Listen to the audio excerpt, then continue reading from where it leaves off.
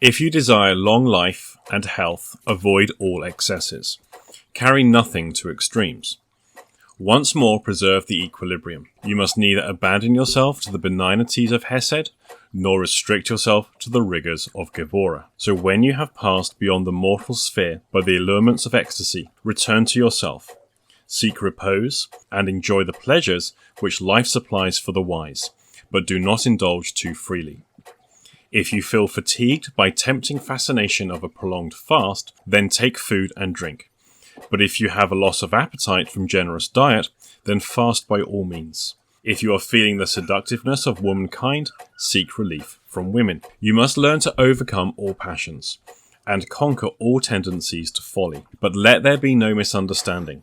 To vanquish an enemy, there must be no running away. True victory can only follow meeting him face to face, joining in a struggle, and so showing your command over him. It is related of Paracelsus that he became intoxicated daily, and sobered himself up by violent exercise. Thus he was found strong as a man with sangfroid, and yet possessing all the animation of alcoholic stimulation. You should repose for as long a period as is expended in the preparations for and in the actual operations of magic. Spend the hours of rest upon the bosom of Mother Nature, and in the chaste embrace of nature's sweet restorer, sleep. Pass alternately from the triangle to the circle, from the circle to the triangle. Temperate the wine with water, and rectify the water with wine. Wine is the emblem of truth, and yet it is not well to pour out either, in pure form, to ordinary men and women.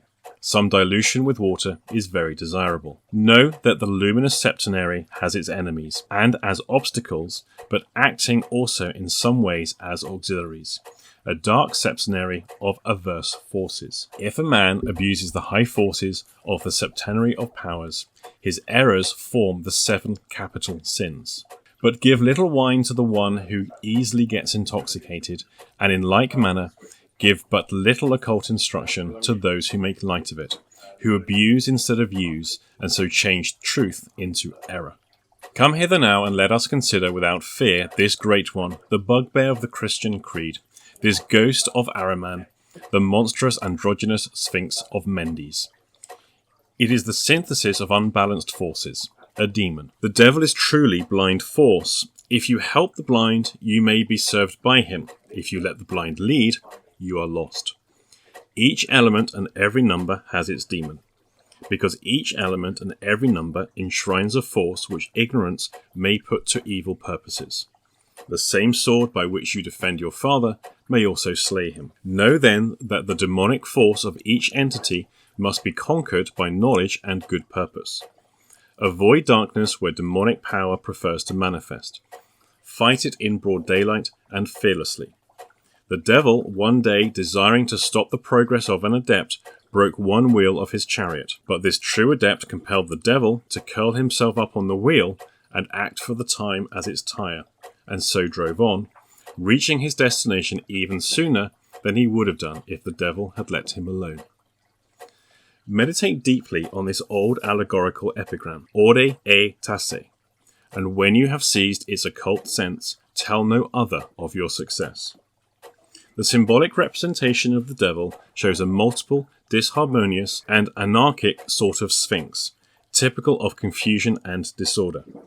Note this maxim. A devil is a magnet current consisting of a concourse of blind and perverse wills. When certain superstitious mystics relegated intelligence and reason to the devil, they reversed the absolute. That is to say, they chose as their god him who was truly the devil, and they attributed the malice of Satan to the true God. There is no child with even ordinary sense who is not more learned than the devil. The devil is even of lower grade than the beings of the elements. He is doubtless more powerful, but he is as blind as poor Samson became. But to enable the devil to pull down the pillars of a temple, you would have to lead him up to the pillars and say to him, "There they are." No true magician has ever made any attempt to evoke the devil, for he knows where the devil is always to be found. But he may order the devil to do work, and the devil obeys. In black magic, the devil means the employment of the grand magical agent for a wicked purpose by a perverted will.